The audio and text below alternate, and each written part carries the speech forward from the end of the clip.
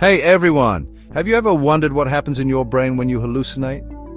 Today, we're diving into the fascinating world of consciousness and the strange reason you can hallucinate.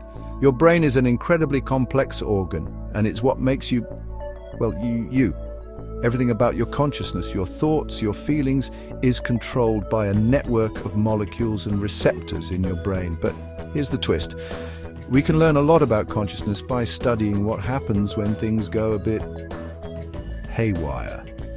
Recently, scientists have been using fMRI machines to peek inside the brains of people while they're hallucinating, and the results are mind-blowing.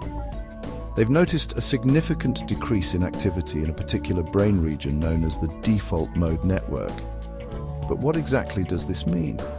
The default mode network is like the backstage crew of your brain. It's responsible for things like worrying, reasoning, motivation, reflecting on your past, and planning your future. Essentially, it's the part of your brain that builds the story of you. When you hallucinate, this network takes a back seat. Your fear of mortality, your obsession with your ego, they all start to dissolve. And what happens next is fascinating. Your brain begins to add information and uses its neurology in different, often unpredictable ways. This is what leads to the vivid and often strange experiences we call hallucinations. It's like your brain is trying to fill in the gaps left by the quieting of the default mode network. But why is this important? Well, all of this research is leading to some incredible breakthroughs. For example, understanding how hallucinations work is giving us new ways to treat addiction and provide therapy at the end of life.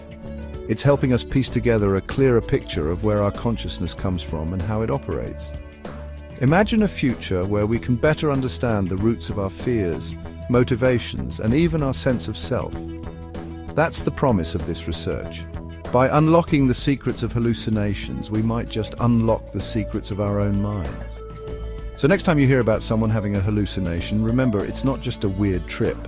It's a window into the very fabric of consciousness itself. And who knows, maybe one day we'll fully understand what it means to be conscious.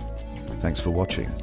If you enjoyed this dive into the brain, don't forget to like, share, and subscribe for more fascinating insights into the world of science. Stay curious, everyone.